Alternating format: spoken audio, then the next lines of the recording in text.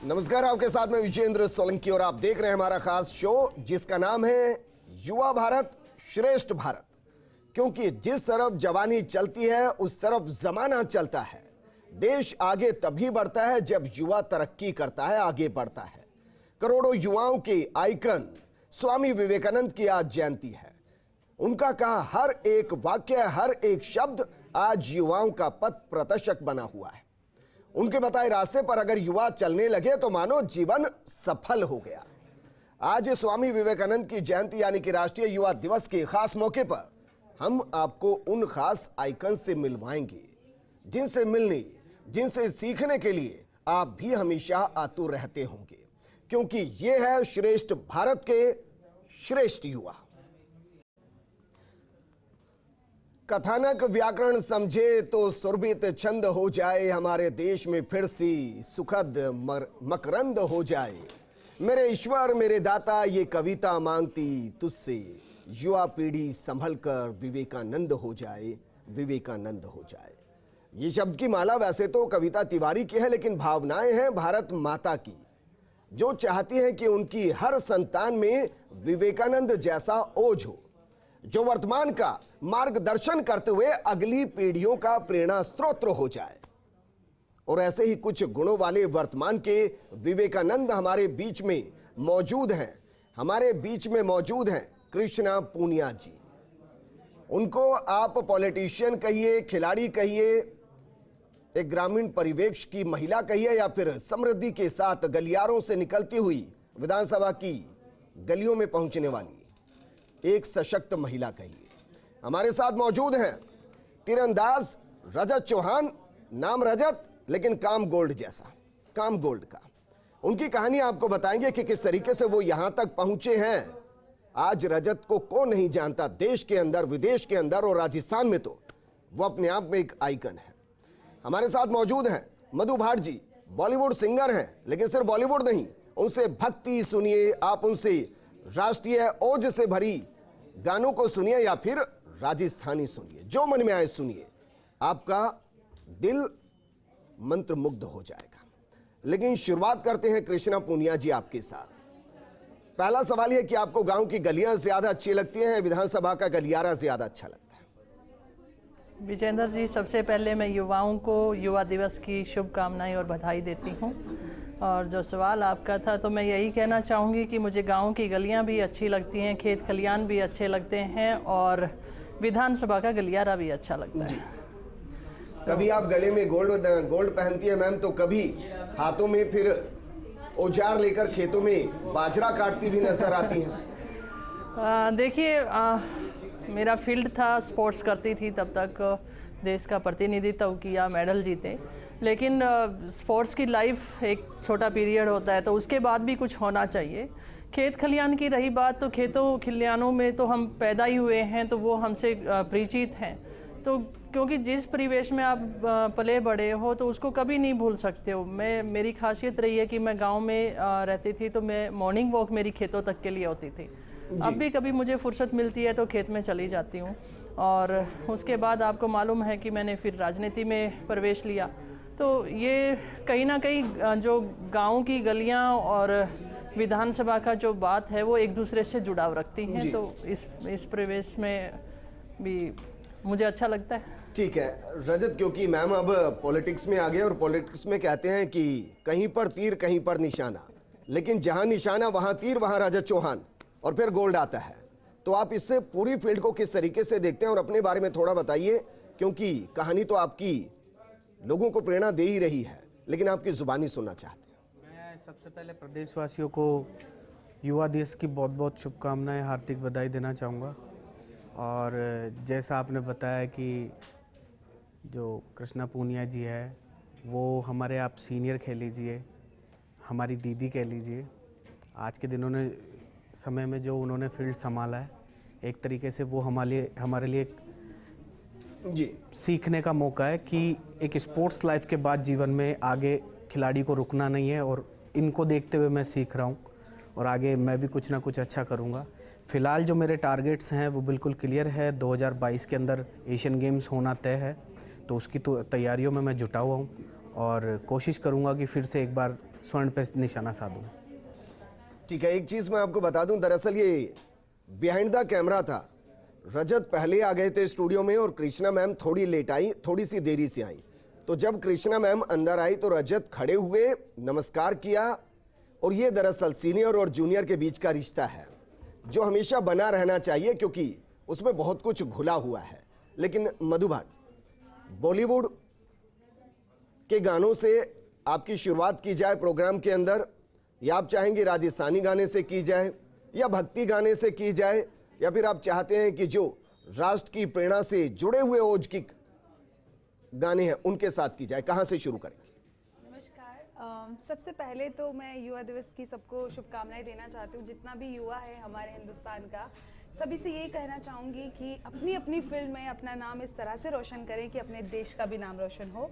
तो देश का ही एक गाना जिसमें कि कॉन्फिडेंस है, जिसमें कि युवापन झलकता है, मैं जी। देश मतलब बहुत प्यारा सा एक देशवासी सॉन्ग सुनाना चाहूँगी। जी।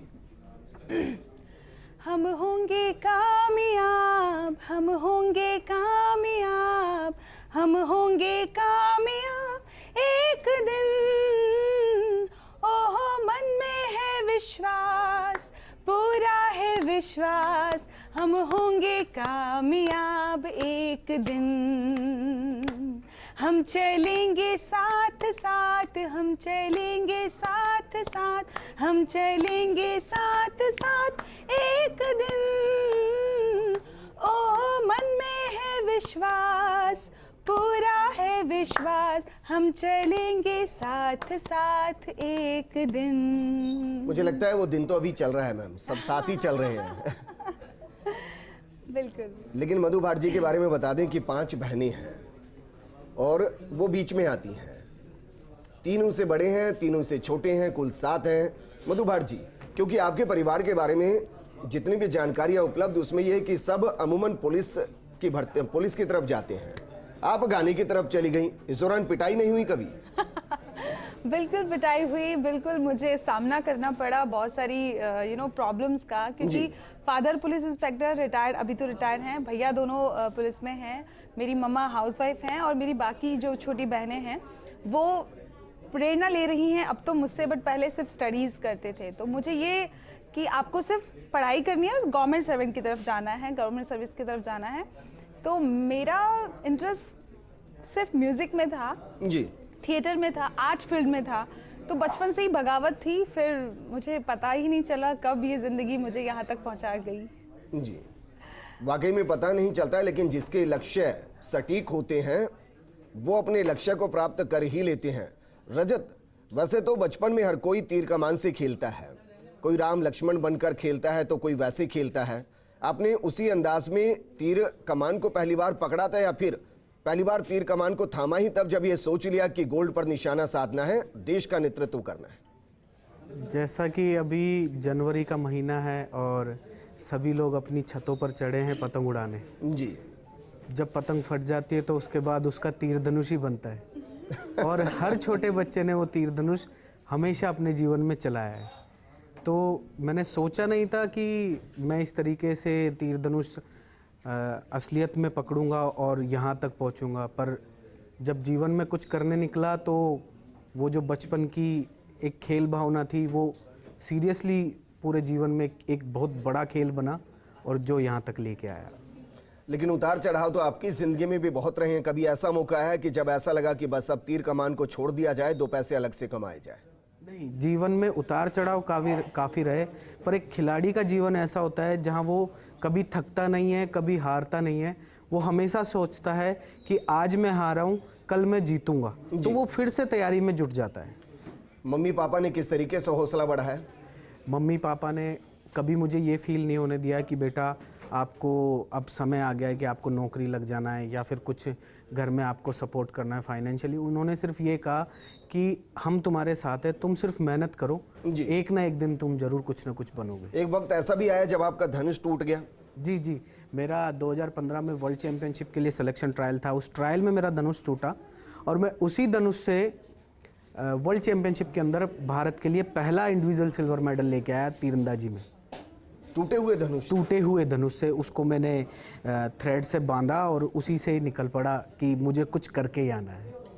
नहीं, लेकिन मेरा ये सवाल आपसे इसलिए था, क्या जो फेडरेशन है क्या वो सपोर्ट नहीं करती जब आप इतने बड़े लेवल पर खेल रहे होते हैं? नहीं, फेडरेशन सपोर्ट करती है, बट वो सिचुएशन ऐसी थी कि मुझे लग रहा था कि ये मेरा लकी धनुष है और मैं कुछ ना कुछ इससे जरूर हासिल कर पाऊंगा, तो मैंने उसको छोड़ा नहीं। मेरा उस पर काफ़ी भरोसा था और उसी समय मैंने नेशनल इंडिया रिकॉर्ड बनाया उसी टूटे हुए धनुष से, और सेलेक्ट होने के बाद वर्ल्ड चैंपियनशिप में मैं सिल्वर मेडल लेके आया। अच्छा, क्योंकि अक्सर जब किसी से हम बात करते हैं वो कहते हैं कि पैसे नहीं है, ये नहीं है, वो नहीं है, इसलिए हम वो नहीं कर पा रहे जो करना चाहते हैं।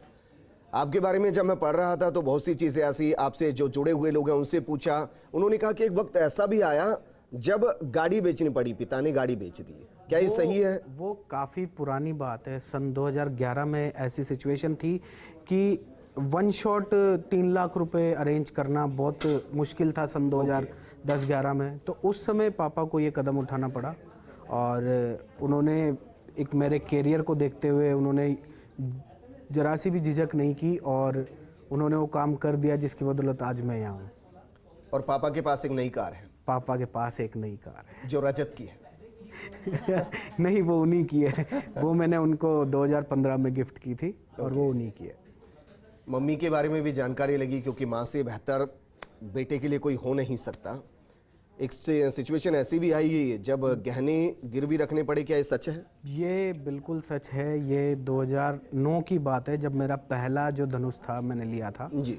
ये उस समय की बात है कि आर्चरी का इक्विपमेंट क्या है, हमेशा आउट ऑफ इंडिया से इंपोर्ट होता है। ठीक है। तो वो इंपोर्ट जब होता है तो उस पर काफ़ी ज़्यादा ड्यूटीज़ लगती है और वो मतलब काफ़ी ज़्यादा कॉस्टली हो जाता है। तो उस सब चीज़ों को अरेंज करने के लिए ये सारे कदम उठाने पड़े मेरे परिवार को। और मैंने कभी इस चीज़ का किसी के सामने रोना नहीं रोया कि मेरे पास ये फैसिलिटी नहीं है, मेरे पास ये सामान नहीं है, अगर मेरे पास ये होगा तो मैं ये करूँगा, वो करूँगा। जो मुझे सुविधाएं मेरे घर वालों ने दी, जो मुझे सपोर्ट मेरे घर वालों ने दिया, उसकी बदौलत मैंने जो मेरा पहला इंटरनेशनल टूर्नामेंट था जिसमें मैं सेलेक्ट हुआ जी, उसमें मैंने 4 गोल्ड और 1 सिल्वर मेडल जीता। और वहाँ पे मैं और ये माँ के गले में आकर डाले गए। जी। और उसके बाद ऐसा नहीं है, मुझे गवर्नमेंट ने भी बहुत सपोर्ट किया, मुझे स्पोर्ट्स काउंसिल ने काफ़ी सपोर्ट किया, मुझे साई ने बहुत सपोर्ट किया, हमारी फेडरेशन ने बहुत सपोर्ट किया। पर एक स्टार्टिंग जो फेज़ होता है, हमेशा एक खिलाड़ी को थोड़ा सा फाइट करना होता है, उसको खुद के बलबूते पे खुद को साबित करना होता है। उसके बाद तो उसे सारा सपोर्ट मिलता है। और ये प्राउड मोमेंट है। आप ऐसा मत सोचिएगा कि ये रजत जो बता रहे हैं वो हमेशा के लिए स्वर्णिम सपने के जैसा है, जो ये बताता है कि माता पिता अगर हमारे सपने सही हैं, हमारी मेहनत सच्ची है, तो वो हमारे लिए कुछ भी कर सकते हैं, क्योंकि उनको पता है कि बेटे का नाम रजत बेशक है, लेकिन वो खरा सोना है और वो सोना पहन कर आएगा, देश के नाम का पहन कर आएगा। हमारे साथ कुछ और मेहमान जुड़ गए। हमारे साथ जुड़ गए मृदुल कछावा जी, IPS है, DCP साउथ जयपुर। उनके लिए कहा जाता है कि बिहाड़ों से बागियों को निकाल लिया उन्होंने, और उनकी कहानी भी बहुत दिलचस्प है। वो हमारे साथ जुड़ गए हैं। साथ में हमारे साथ जुड़ गए हैं गौरव गौड़, फाउंडर है एलीट मिस राजस्थान के। उनको राजस्थान में यूथ आइकन कहिए या फिर यूथ आइकन बनाने वाले आइकन कहिए। लेकिन मृदुल कछावा जी, सर आपको मैं क्या कहूं, मैं वो कहूं कि जो जर्मन बैंक में नौकरी करते थे, मैं वो कहूं जिन्होंने डाक सेवा में चयन किया, या फिर मैं वो कहूं जो आज अपराधियों के लिए एक सिंघम की भूमिका में है। इस वर्दी के पीछे का जो जिगरा है सर, वो इतना जिगरा लाते कहां से? देखिए, जो मूलभूत विचार हैं, मूलभूत वैल्यूज़ जो परिवार के द्वारा जो दी गई हैं, जो माँ बाप के संस्कार हैं, वही जो है मजबूती मुझे प्रदान करता है। जी सर, आप यहाँ तक पहुँचे आज राजस्थान में, ऐसा कौन होगा जो आपको नहीं जानता होगा? देश में कौन होगा जो आपको नहीं जानता होगा? सवाल मेरा ये है कि क्या आपने शुरुआत से सोचा था कि इस वर्दी के साथ देश की सेवा करनी है, चाहे बीच में कुछ भी करना पड़े, या अचानक से धीरे धीरे सोच डेवलप हुई और तब यहाँ तक पहुँचे? देखिए, निश्चित तौर पे शुरुआती दौर में फ़ौज में जाने की एक मंशा थी, इच्छा थी, उसके लिए प्रयास भी किया, लेकिन असफल रहा। परंतु बाद में मेरे माता पिता द्वारा मुझे गाइड किया गया और धीरे धीरे आगे बढ़ते हुए अपने मित्रगण हों चाहे शिक्षकगण हों, सभी के मार्गदर्शन से आज जिस स्थिति में मैं हूँ वहाँ पहुँच पाया। जिस इलाके में आपने एसपी की जिम्मेदारी निभाई सर, उसके लिए कहा जाता है कि वो टेरर से भरा हुआ इलाका है, बहुत ज़्यादा हिम्मत वहाँ जुटा नहीं पाती और बहुत सी घटनाएं ऐसी हुई जो पुलिस के साथ सीधी मुठभेड़ जैसी घटनाएं थी। जब आपने फैसला लिया कि चलिए सबको खदेड़ते हैं, तो वो कितना मुश्किल था और क्या उस दौरान पूरा सपोर्ट आपके आसपास था? देखिए, निश्चित तौर पे जिन इलाकों में शुरुआती दौर में मैंने पुलिसिंग की तो परंपरागत तौर पे वो डकैती प्रभावित क्षेत्र रहे हैं जी, और निश्चित तौर पे वहाँ की पुलिसिंग एक चैलेंज थी हमारे लिए, और परंतु फिर भी एक अच्छी टीम साथ में होने के कारण, एक अच्छी टीम की उपस्थिति के कारण सबको साथ में लेकर हम चले, और सबको साथ में लेकर चलने से सबने एक साथ मेहनत की और जिस लक्ष्य के को हमने साधा था उस लक्ष्य को हम प्राप्त कर पाए। सर जब से वर्दी आपके शरीर पर आई है, सबसे मुश्किल दौर कौन सा रहा? मुश्किल दौर तो मैं नहीं कहूँगा, लेकिन चैलेंजेस हर दिन रहते हैं, प्रतिदिन रहते हैं।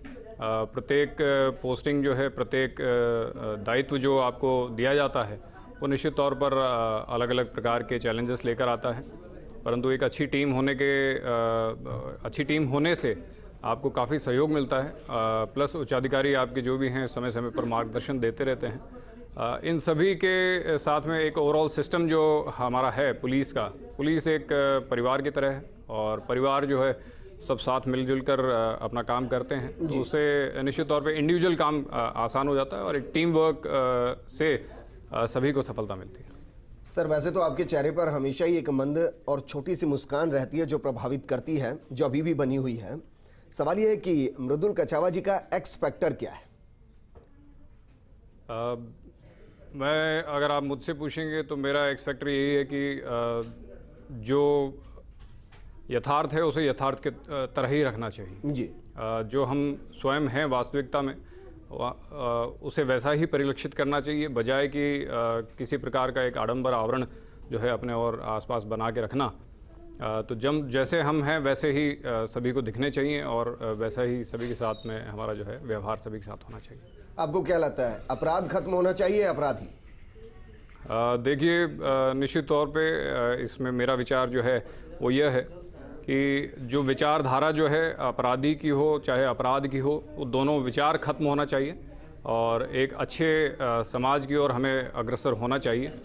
तो विचार जिस दिन अपराध का खत्म हो जाएगा तो अपराध और अपराधी दोनों खत्म हो जाएंगे। ठीक है सर, आप हमारे साथ बने रहिए। गौरव, आपके पास मैं आना चाहूँगा। राजस्थान में आपने वो करके दिखाया जो शायद राजस्थान की परंपराओं और संस्कृति में करना बेहद मुश्किल था।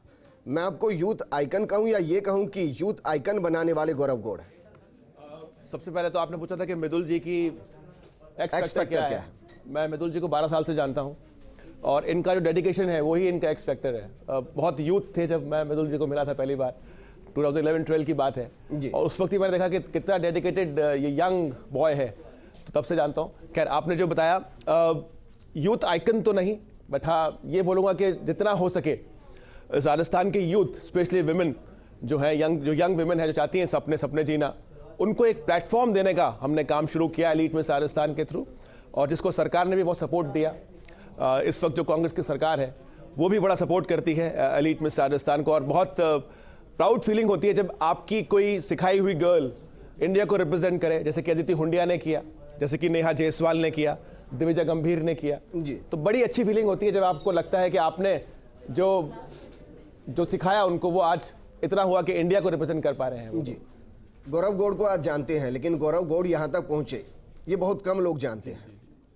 अपने बारे में ज़रा बताइए सर, जिंदगी किस तरीके से पहुंची यहाँ तक? स्ट्रगल तो था ही। मैंने इंजीनियरिंग करी है और इंजीनियरिंग के जब डेज थे तो बहुत स्ट्रगल था। We used to live in, बहुत छोटे से एक कमरे के उसमें रहा करता था मैं, और वहाँ से जीवन का सफ़र शुरू हुआ। मेहनत करते करते करते करते 18 साल हो गए मेरे को आज जयपुर में, और यहाँ तक आने का मौका मिला। स्ट्रगल बहुत था, बट एक ये था कि हार्ड वर्क करेंगे और फिर भगवान पे छोड़ते हैं, जो अच्छा होना होगा ज़रूर होगा, और भगवान का आशीर्वाद रहा। और बहुत सारे लोगों का, जो मेरे जो गुरुजन हैं, जो मेरे मेंटर्स थे, उनका सबका साथ रहा, और धीरे धीरे करके आगे क्या शुरुआती दौर में डांट पड़ती थी? क्योंकि जब आप इस फील्ड में आए होंगे तो सब यही कह रहे होंगे, खासकर मम्मी पापा ही कह रहे होंगे ये कौन सा करियर है भाई जी जिसको बिल्कुल, चूज कर रहे हैं आप? बहुत स्ट्रगल करना पड़ा। घर वाले तो मैं एक ब्राह्मण परिवार से हूँ जहाँ पे सारे IAS ऑफिसर्स और IPS ऑफिसर्स हैं, उस परिवार से हूँ। तो बड़ा स्ट्रगल था क्योंकि हमारे परिवार में सिर्फ पढ़ाई लिखाई, डॉक्टर, इंजीनियर, IPS बस यही बनते हैं सब लोग। और मैं एक बिल्कुल डिफरेंट फील्ड फैशन वर्ल्ड से आया, फैशन शोज़ करने लगा, मॉडलिंग करने लगा। तो काफ़ी स्ट्रगल करना पड़ा उसके लिए भी मुझे, बट अल्टीमेटली मैंने मेरे पेरेंट्स को समझाया और वो समझे। सबसे अच्छी बात है कि उन्होंने मुझे अवसर दिया कि मैं अपने सपने पूरे कर सकूं और बाद में मुझे ये भगवान ने मौका दिया कि मैं दूसरों के सपने पूरे कर सकूं। इसके लिए मैं बहुत ग्रेटफुल हूँ। आप खुद भी मॉडलिंग करना चाहते हैं? आपको कभी लगता है कि ये जिनको आप रैंप पर उतारते हैं उनके साथ आप खुद भी चलें? कभी कभी ऐसा मौका आता है जब मैं रैंप पे होता हूँ, बट अब जो मेरा जो रोल है मेन वो यही है कि दूसरों के सपने पूरे किए जाएं। हमारा तो समय निकल गया, अब दूसरों के सपने जितने हो सके उतने पूरे किए जाए, अब यही मेन रोल है। जिस फैशन वर्ल्ड में आप हैं उसमें दो तरीके की सोच होती है। पहली वो जो आपके जरिए आगे बढ़ते हैं वो अप्रिशिएट करते हैं, कुछ ऐसे होते हैं जिनके सपने शायद उस तरीके से पूरे नहीं हो सकते जो होने चाहिए। क्या वहां से क्रिटिसिज्म भी आता है? क्रिटिसिज्म आता है कई बारी, बट देखिए पॉजिटिव लेना चाहिए हर बात को। हम जितना भी सिखाते हैं उसका कहीं ना कहीं फ़ायदा ज़रूर मिलता है उनको अपनी लाइफ में, चाहे मॉडलिंग करियर मिले चाहे पर्सनल लाइफ में मिले, बट ज़रूर मिलता है फ़ायदा। कुछ अगर नेगेटिव कहीं आता भी है तो उसको हम कोशिश करते हैं कि पॉजिटिव होकर उससे बात करें, समझाया जाए उनको, और हमेशा किसी ना किसी का फ़ायदा ही होता है फैशन इस वर्ल्ड से। जी, फैशन वर्ल्ड आपसे कुछ लेता नहीं है, it always gives you something. तो इस तरह से ठीक है, एक छोटे से ब्रेक के रुक रहे हैं। बेहद खास पैनल हमारे साथ लगातार मौजूद है, उनसे हम वो सवाल करने की कोशिश करेंगे जो सवाल उनकी जिंदगी से जुड़े हैं और शायद वो आपको पब्लिक डोमेन में मिलेंगे नहीं। युवा भारत श्रेष्ठ भारत और उस श्रेष्ठ भारत के श्रेष्ठ युवा इस वक्त हमारे स्टूडियो में मौजूद हैं। हमारे साथ मौजूद हैं IPS DCP साउथ जयपुर मृदुल कछावा जी, हमारे साथ मौजूद हैं कृष्णा पूनिया जी, रजत चौहान हमारे साथ हैं, हमारे साथ मौजूद हैं मधु भाट जी, हमारे साथ मौजूद हैं गौरव गौड़, और अब हमारे साथ जुड़ गई हैं प्रेक्षा सुमन जो कि मॉडल हैं और वो भी यूथ आइकन है। प्रेक्षा, ब्रेक के बाद शुरुआत आपके साथ, अपनी जिंदगी के बारे में जरा बताइए और अभी तक के सफर के बारे में बताइए। हेलो, नमस्ते। मेरा नाम प्रेक्षा पूनम है और मैं मिस राजस्थान रनर्स अप थी इस साल। उसके अलावा मैंने 18 साल की उम्र में एक NGO शुरू किया था, अभी मैं 20 साल की हूँ। तो हमने एक NGO शुरू किया जिसका हमारा मेन मोटिव था कि हम आप चैनल पर बैठकर उम्र बता रही हैं, ये अपने आप में काफी दिलचस्प है, प्लीज कंटिन्यू कीजिए। हम कंसिडर किया जा रहा है। तो NGO was about sustainable menstrual hygiene awareness. तो मेंस्ट्रुअल हाइजीन हम सब जानते हैं आज की डेट में उसे बहुत अटेंशन भी मिल रहा है, पर जो सस्टेनेबल मेंस्ट्रुअल हाइजीन है उसके बारे में बहुत कम लोग जानते हैं या उसकी समझ रखते हैं जी। तो हमने उसके लिए काम शुरू किया। अब हमें कोरोना वायरस पैंडमिक के वजह से 2 साल ऑनलाइन ही मोस्टली हमारा काम रहा, पर उस काम को हम 50 लाख लोगों की लाइव्स को हम टच कर पाए हैं इन अ वे। हम कई लोगों को अंडरस्टैंड करा पाए हैं why sustainable menstrual hygiene is important and क्यों पीरियड्स के बारे में बात करना या मेंस्ट्रुअल हाइजीन अवेयरनेस के बारे में बात करना को टैबू या कंसिडर नहीं करना चाहिए, एक हश हश अफेयर कंसिडर नहीं करना चाहिए। हम इसे खुल के इस बारे में बात कर सकते हैं जैसे हम अभी कर रहे हैं। नहीं, ये अपने आप में काफी महत्वपूर्ण है। आप इनको इस तरीके से भी कह सकते हैं कि सुपर मॉडल समाज सेवी प्रेक्षा। लेकिन परिवार के बीच में क्या कभी इस तरीके से हुआ? अपनी जिंदगी के बारे में बताइए, परिवार के बारे में बताइए कि जब आप दोनों ही फील्ड, क्योंकि एक तरफ समाज सेवा अमूमन इस उम्र में, जिस उम्र में आप हैं उसमें इस तरफ लोग नहीं आते हैं, लड़कियां तो बिल्कुल नहीं आती हैं जी, और दूसरी तरफ मॉडल, उधर परिवार नहीं भेजना चाहता है जी। तो आपने दोनों को ही चुना है, तो परिवार की तरफ से कोई ऑब्जेक्शन नहीं था? जी, थैंक यू। लेकिन जहाँ तक ये मॉडलिंग मेरा उतना फील्ड नहीं है जितना पैजेंट्री है। और पैजेंट्री और सोशल वर्क का काफ़ी पुराना मतलब लेना देना है। तो हम सब अभी हम राजस्थान के यूथ आइकन सुमन रतन राव को अगर देखें जो मिस इंडिया रह चुकी हैं, वो सब हम सोशल वर्क पे बहुत ध्यान देते हैं पैजेंट्री में। तो ये एक्चुअली काफ़ी एसोसिएटेड फील्ड्स हैं। और जहाँ तक फैमिली की बात है तो जैसे सर की तरह मैं भी ब्राह्मण परिवार से आती हूँ, तो बहुत एजुकेशनल बैकग्राउंड बहुत स्ट्रॉन्ग रहता है। तो हमारा बहुत फोकस रहता है परिवार का कि हम एकेडमिक्स में ही कंटिन्यू करें। तो वो थोड़ा एक ड्रॉबैक था, तो मैंने उन्हें प्रूफ किया। पहले मैंने उनकी बात सुनी, मैंने 12th में स्कोर किया, फिर मैं दिल्ली यूनिवर्सिटी गई, बोर्ड टॉपर रही। तो जब वो थोड़ा हैप्पी हो गए, थोड़ा ट्रस्ट फैक्टर उनका बिल्डअप हो गया, उसके बाद मैंने अपना पैशन को फॉलो करना शुरू किया। तो ऐसा कुछ रहा है। बाकी परिवार का थोड़ा मतलब शुरुआत में उन्हें समझ नहीं आ रहा था कि ये क्या फील्ड है, क्योंकि उनमें से कोई इस फील्ड में कभी रहा नहीं जी। तो लेकिन जब मैंने उनकी बात समझ के पढ़ाई करके उसके बाद अपना पैशन फॉलो किया, तो वो भी सपोर्टिव थे और अभी काफ़ी सपोर्टिव है। नहीं, लेकिन फैशन और प्रोफेशन जी दो अलग अलग चीज़ें हैं। जी। आपको लगता है कि पैशन की वजह से आप इस फील्ड में आई, या आपको पता था कि यही मेरा प्रोफेशन होगा इसलिए आप इस फील्ड में आई? नहीं, प्रोफेशन का ये हमारा प्रोफेशन वाला प्लान मेरा ये कभी नहीं रहा। मैं लॉ पढ़ रही हूँ और मैं प्रोफेशन वही रहेगा। ये मेरा एक्चुअली पैशन है, बोथ पैजेंट्री एंड सोशल वर्क, ये पैशन है। इसको प्रोफेशन में एक, अगर आप कभी नहीं जानते, अगर लाइफ ने आगे चाहा तो प्रोफेशन कभी बन जाए, लेकिन अभी इस मोटिव से नहीं निकले थे। अभी इसको पैशन था, ये ऐसा कॉज था जिसके बारे में दिल से कई सारी विमेन यहाँ पे भी बैठी हुई इस बारे में फील करती होंगी कि मेंस्ट्रुअल हाइजीन अवेयरनेस या मेंस्ट्रुअल हाइजीन के बारे में बात करना, या पैजेंट्री को मतलब अगर आप ब्यूटी पे ध्यान दे रहे हैं तो आपको लोग कम सीरियसली लेते हैं। लोगों ने कई बार मुझे कहा है कि अगर आप बोर्ड टॉपर थे तो आप मॉडलिंग में क्यों आ रहे हैं? तो लोग नहीं समझ पाते कि ऐसा नहीं है कि अगर आप पढ़ाई कर रहे हैं तो आप फैशन में नहीं इंक्लाइंड हो सकते। तो हाँ जी, ठीक है। रजत, आपके पास मैं आना चाहूँगा, क्योंकि एक तो मैं कैमरामैन को कहूँगा कि रजत के एक बार हाथ पर फोकस करें। 5 रिंग उन्होंने बनवाए हुए हैं। रजत, ये सपना है या सपने को जीने जैसा है? देखिए, जो ये रिंग मैंने बनवाए हैं ये एक तरीके से कह सकते हैं कि गॉड ऑफ स्पोर्ट्स रिंग है जी। कि हर खिलाड़ी के जीवन में इस रिंग वाला मेडल जीतना एक बहुत बड़ा सपना होता है।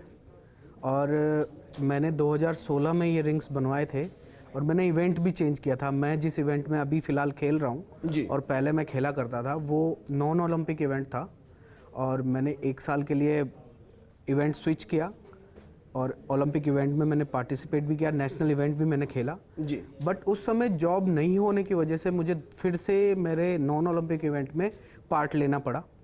बट अब मेरी प्लानिंग है कि 2022 जब ये एशियन गेम्स ख़त्म हो जाएगा उसके बाद मैं फिर से सोच रहा हूँ कि मैं वापस ओलंपिक पे फोकस करूँ। अच्छा, आप कंपाउंड नहीं खेलना चाहते थे, फिर कंपाउंड खेला, ऐसा क्यों?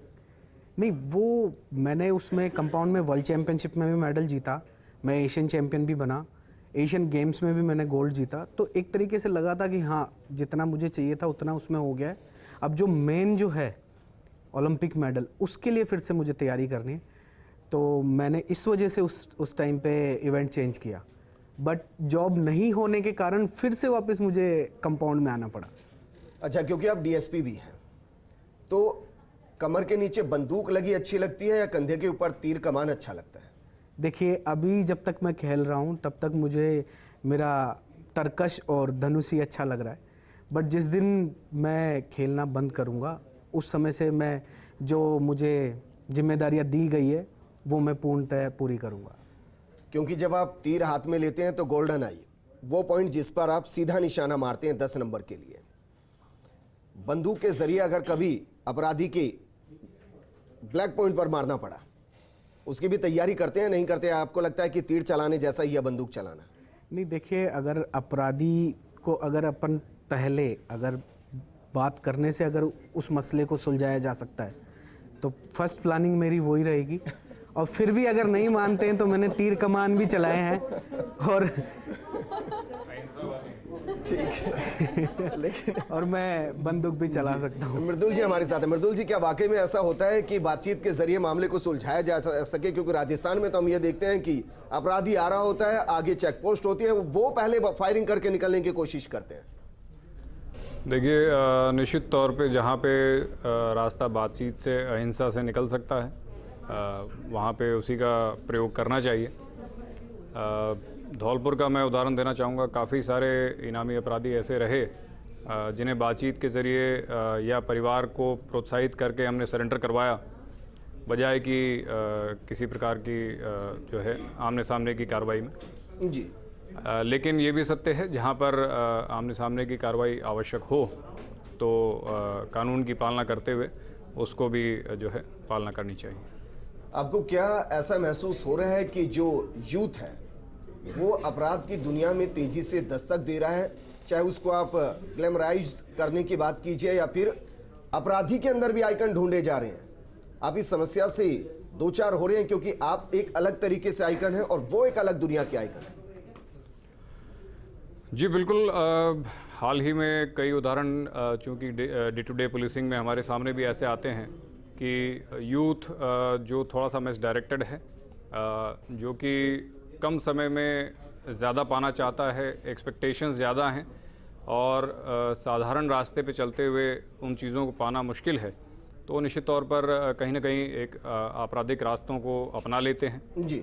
और इसमें मैं अपनी तरफ से एक संदेश यूथ को जो देना चाहूँगा वो स्वामी विवेकानंद जी का भी यही संदेश था कि वैचारिक जागृति और आत्मचिंतन ये आज के यूथ की जो है महत्वपूर्ण आवश्यकता है और इसका अनुसरण उन्हें अपने व्यक्तिगत जीवन में करना चाहिए। वैचारिक जागृति से तात्पर्य यह है कि स्वयं के जीवन में वो क्या पाना चाहते हैं और किन विचारों को जीवन में हासिल करना चाहते हैं और उनकी जो मूलभूत वैल्यूज़ हैं, सोसाइटी जो समाज हमें जो वैल्यूज़ प्रदान करता है, हमारा घर परिवार, हमारे संस्कार जो हमें मिलते हैं जी, उनकी पालना करते हुए अपने जीवन में उनको उतारते हुए और एक आत्मचिंतन करते हुए यूथ को जो है धैर्य का उदाहरण देते हुए अपने जीवन में आगे बढ़ना चाहिए, बजाय कि कम समय में ज़्यादा पाने की कोशिश करें। जी, क्योंकि आज हम सर प्रोग्राम इसलिए कर रहे हैं कि जो भी हमारे बीच के यूथ आइकन हैं उनकी निजी जिंदगी को हम दूसरों के सामने रख सकें, दर्शकों के सामने रख सकें। मैं 5 रैपिड फायर आपसे कर रहा हूं, एक एक लाइन में जवाब दीजिएगा सर। अगला पद कौन सा सोच रहे हैं कि उस पोस्ट पर मैं काम करूं तो बेहतर? फिलहाल तो जिस पद पे हैं उस पे बेहतर तरीके से कार्य करें। और अगला सर? अगला अभी सोचा नहीं। खाते क्या है सर, सबसे ज्यादा पसंद क्या है? सब्जी रोटी, घर की माँ के हाथ का खाना। हर महीने कितने मैसेज या लेटर आते हैं जो जिसमें लिखा होता है कि हम आपको बहुत पसंद करते हैं? सोशल मीडिया से जुड़ा हूं तो काफ़ी सारे मैसेजेस प्राप्त होते हैं निश्चित तौर पर। और उनको आप पत्नी के साथ साझा करते हैं? बिल्कुल।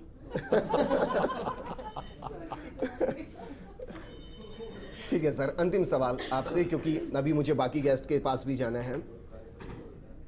राजस्थान के अंदर आप उस श्रेणी में आते हैं जहां यूथ आपको पसंद करता है, आपके खिलाफ कोई बोलता है तो सोशल मीडिया पर एक लंबा चौड़ा कैंपेन बनता है।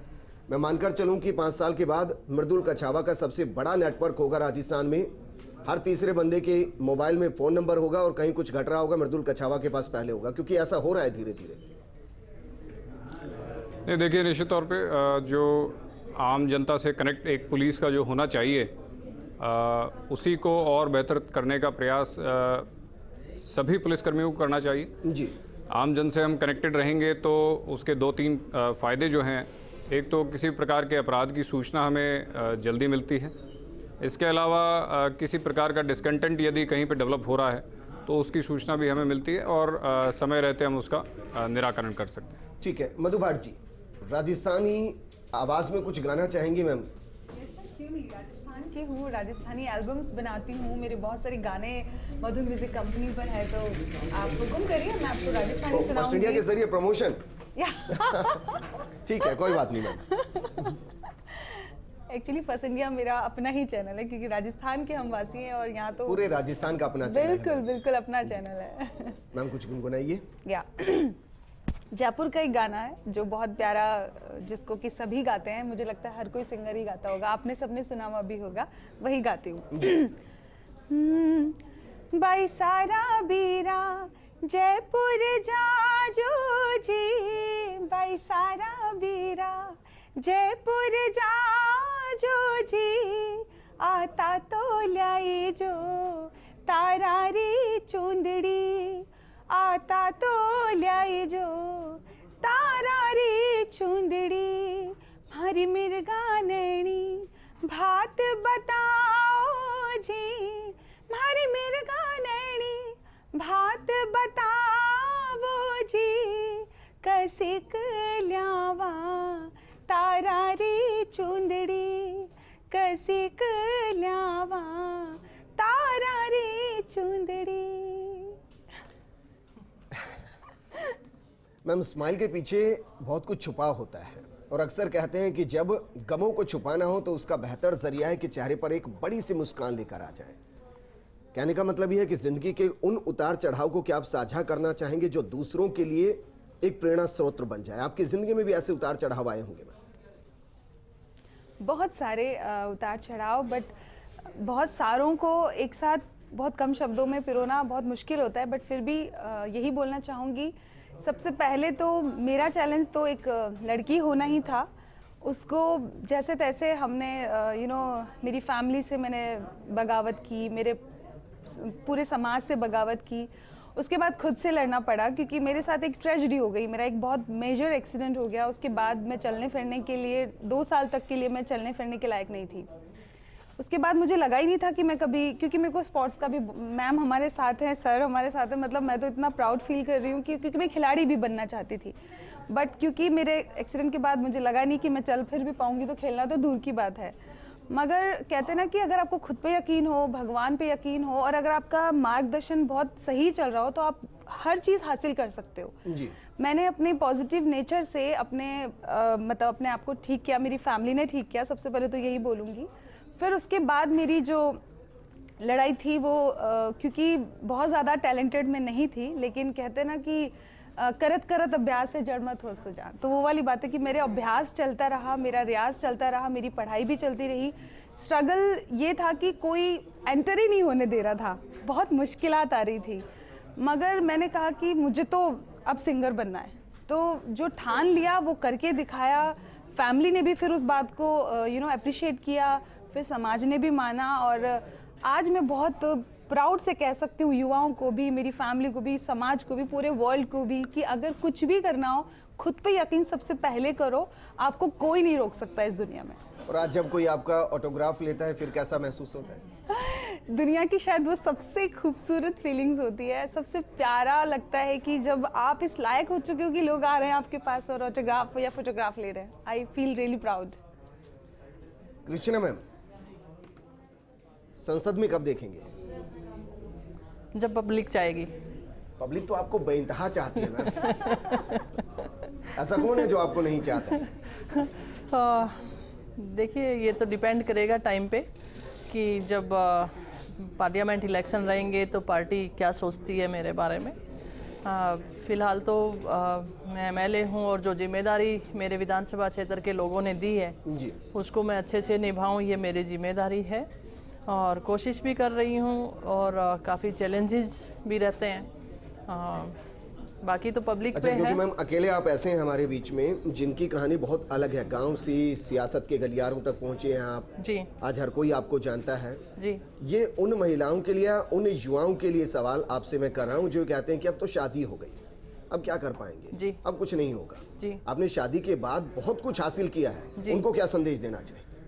कई बार मैंने जैसे समाज में भी सुना है कि नहीं, मुझे शादी बाद में करनी है, पहले कैरियर बनाना है जी। और हमारा ताना बाना भी इस तरीके से है, हमारी संस्कृति भी इस तरीके से है कि सारी चीज़ें एक साथ चलती हैं, वो ज़रूरी भी हैं। और मैं मेरी लाइफ के लिए तो मैं यही बोलना चाहूँगी कि ये बिल्कुल सत्य है कि मैंने जो कुछ भी अचीवमेंट मेरे रहे वो शादी के बाद। और स्पोर्ट्स की भी अगर बात की जाए तो स्पोर्ट्स अचीवमेंट भी मेरे बेटे के बर्थ के बाद है जी। और जब मेरी स्टार्टिंग थी तो बैक इंजरी आ जाना, डॉक्टर ने मना कर देना कि नहीं आप स्पोर्ट्स नहीं कर पाओगे, क्योंकि जो थ्रो इवेंट था उसमें लोअर बैक पे जर्क हमेशा लगता था और मुझे लोअर बैक इंजरी थी। तो परिवार के बिना तो आगे नहीं बढ़ा जा सकता, क्योंकि एक बच्चे को पीछे छोड़ के वो मेहनत नहीं कर पा सकती थी मैं। और फिर उसके साथ जब मौका पॉलिटिक्स के लिए आया तो उस समय भी फैमिली ने मुझे सपोर्ट किया, क्योंकि मेरा ज़्यादातर टाइम परिवार के साथ ना बिता के स्पोर्ट्स में थी तब बाहर। और अब राजनीति में तो आप देखते हैं कि लाइफ स्टाइल वो ऐसी होती है कि 24 आवर आप पब्लिक के लिए अवेलेबल होने चाहिए। तो संघर्ष तो हर किसी की लाइफ में रहता है, जितने भी हमारे साथी आज यहाँ मौजूद हैं, हर किसी की लाइफ का संघर्ष रहता है, क्योंकि जब हम सफल हो जाते हैं उसके बाद वो स्टोरी निकलती हैं। और आम जीवन में आप ऐसी संघर्ष की कहानियाँ कितनी भी ढूंढ सकते हैं, लेकिन सफलता के बाद उसे पहचाना जाता है। तो बहुत कोशिश यही है कि जो आज हम यूथ पे प्रोग्राम कर रहे हैं, तो सादुलपुर कॉन्स्टिट्यूंसी से आती हूँ, वहाँ के युवाओं का और माननीय मुख्यमंत्री जी का भी कहना है कि वहाँ के युवाओं को हमें दिशा जो है वो चेंज करनी चाहिए, स्पोर्ट्स के माध्यम से, एजुकेशन के माध्यम से। बदल रही है मैम, तस्वीर बदल रही है, धीरे धीरे तस्वीर बदल रही है। कोशिश कर रहे हैं। आप लोगों ने अपने वक्त में तस्वीर बदली, आपसे प्रेरणा लेकर आज के दौर में तस्वीर बदल रहे हैं। साथ में ही बैठा है। मैं कहना चाहूंगी कि स्पोर्ट्स में राजस्थान में पहले ऐसा कुछ नहीं था। राजस्थान वो पहला स्टेट है जो स्टेट में मेडल जीतने वाले बच्चे को भी हम प्रोत्साहन राशि देते हैं। और जो रजत के हाथ पर रिंग है, हम गले में देखेंगे, उनका सपना नहीं है, देश का सपना है, देश का सपना वो पूरा करेंगे। ये तो हमारा यकीनन ये पूरा होगा। गौरव, क्योंकि मेरे पास वक्त की कमी है, भविष्य में गौरव गौड़ की और क्या भूमिका हम देखें फैशन इंडस्ट्री में या फिर राजस्थान के यूथ को आगे ले जाने। देखिए, राजस्थान का जो नाम है फैशन के वर्ल्ड में, वो अब धीरे धीरे इंडिया में बहुत होने लगा है। जयपुर एक डेस्टिनेशन बन गया है फैशन के लिए। बहुत सारे फैशन शोज जयपुर में होने लगे हैं, बहुत सारे सेलिब्रिटीज जयपुर आने लगे हैं। ये सब क्यों हुआ है? ये सब इसलिए हुआ क्योंकि जयपुर के जो मॉडल्स हैं वो इतने फेमस हो गए हैं, जयपुर के जो विमेन हैं, जो यूथ है, वो इतने अच्छा कर रहे हैं ऑल ओवर इंडिया कि अब सबको लगने लगा कि राजस्थान भी एक अच्छा डेस्टिनेशन फॉर फैशन है। तो यही आप देखेंगे फ्यूचर में मेरे साथ। और फैशन के गौरव गौड़ साहब है जी। ठीक है, लेकिन प्रेक्षा, आप भविष्य में खुद को कहाँ देखते हैं? समाज सेवी के तौर पर देख रहे हैं, आपको लग रहा है कि मॉडल इंडस्ट्री से ही आगे बढ़ना है? जी, दोनों। मैं एक समाज सेवी मॉडल के रूप में अपने आप को आगे देख रही हूँ। मैं अपनी लॉ डिग्री के बाद भी पैजेंट्री में कंटिन्यू करूँगी और सोशल वर्क साथ के साथ चलता रहेगा। और मैं ऐसा फर्स्ट इंडिया का ये माध्यम मैं इसे अपना बेस्ट यूज़ करना चाहूँगी, लोगों को बताने के लिए कि आप सब भी सस्टेनेबल मेंस्ट्रुअल हाइजीन के बारे में पढ़ें और अपने यंगर जनरेशन को, अपनी बेटियों को, बहनों को क्लियरली खुल के नॉर्मली पीरियड्स के बारे में बात करें। और सरकार भी एक बेहतरीन योजना शुरू कर चुकी है, उड़ान नाम से शुरू कर चुकी है। जी जी जी। और काफ़ी ये राजस्थान पहला स्टेट है पूरी कंट्री में जिसने इतना अमाउंट इसको अलॉट किया है इस काम पे। तो ये बहुत इंपॉर्टेंट है कि हम इसे रियलाइज कर रहे हैं एज अ स्टेट भी, और हम एज अ फैमिली भी इसे काफ़ी हमें समझना होगा कि ये इम्पोर्टेंट है। ठीक है मृदुल सर, आपसे सवाल ये कि अभी तक की जो आपकी जिंदगी चली है, उस जिंदगी को अगर 2 वाक्यों में निचोड़ कर रखना पड़े जिससे कि युवाओं को एक अलग संदेश जाए, तो वो 2 लाइनें क्या होंगी? देखिए, कम शब्दों में 2 लाइनें मेरी तरफ से केवल यही है कि लगातार परिश्रम करते रहें। परिश्रम का फल आपको हो सकता है कि तात्कालिक रूप से ना मिले, थोड़ा समय लग जाए, परंतु लगातार परिश्रम से ही आप अच्छी ऊंचाई जो है वो प्राप्त कर सकते हैं। ठीक है रजत, उम्मीद करें कि ये जो हाथ पर छल्ले बने हुए हैं, ओलंपिक रिंग्स बनी हुई हैं, वो गले तक पहुंचेंगी। जी बिल्कुल, आप उम्मीद कर सकते हैं, क्योंकि जब आप लोग मेरे से उम्मीद रखेंगे और मेरे लिए दुआ करेंगे तो मैं ज़रूर इस मुकाम तक पहुंचूंगा। और युवाओं को क्या कहना चाहेंगे? खेल की तरफ आएं या पढ़ाई की तरफ जाएं या अपना बिजनेस करें? देखिए, मैं कहना चाहूँगा कि अगर आपको फिट होना है तो आपको खेल मैदान से जुड़ना है, और आपको तेज़ होना है, दिमाग काफ़ी तेज़ चलाना है तो आपको पढ़ाई की तरफ जाना है, और आपको ज़्यादा पैसा कमाना है तो आपको बिजनेस करना है, ना कि कोई गलत काम करना है। लेकिन देखिए ना, आप खेल कर डीएसपी हैं। देखिए आज क्या नहीं है आपके पास? खेल से, देखिए खेल से काफ़ी सारी चीज़ें मिलती है एक खिलाड़ी को, उसको पैसा भी मिलता है, उसको एक अच्छी जॉब भी मिलती है। बट कई बार ऐसा होता है कि हर व्यक्ति खिलाड़ी एक टॉप लेवल का नहीं बन पाता है, और कई बार चांसेस होते हैं कि वो बीच में ही क्विट कर जाता है। जी। तो उस चीज़ को ना करते हुए अगर आपको खेल से जुड़ना है तो आप बेशक जुड़िए और एक अच्छे लेवल पे पहुंचिए। शुक्रिया हमारे साथ जुड़ने के लिए। बेहद खास पैनल हमने इसलिए बुलाया ताकि आज हम विवेकानंद जी को याद करते हुए उनके आदर्शों को आत्मसात कर जिन्होंने जिंदगी में एक ऐसा मुकाम हासिल किया जो सभी के लिए प्रेरणा स्रोत बन गया। आप सभी का बहुत बहुत शुक्रिया हमारे साथ जुड़ने के लिए और अपनी जिंदगी के जरिए दूसरों को ये संदेश देने के लिए कि मुश्किल हो सकती है, कठिनाई हो सकती है, विपरीत परिस्थिति हो सकती है, लेकिन मन सच्चा, लक्ष्य पक्का, तो फिर सफलता जरूर मिलती है। क्योंकि रुको ना जब तक लक्ष्य ना पाओ, मन दुर्बलता को दूर भगाओ। इंसानियत का यही मर्म, जीवन पथ पर हो सत्कर्म। सोच लो तो शैतान बनो, सोच लो तो इंसान बनो। आत्मभक्ति की शक्ति का दर्पण दर्शाया, इंसानियत का धर्म सिखलाया। वही ज्ञानी महापुरुष स्वामी विवेकानंद कहलाया, वही ज्ञानी महापुरुष स्वामी विवेकानंद कहलाया। नव भारतवर्ष का निर्माण, नव आत्मज्ञान की उत्पत्ति, सत्य हृदय ईश्वर की भक्ति कर अग्रसर, नवरक्त वाहनों को एक उत्कृष्ट राष्ट्र का बीड़ा उठाया।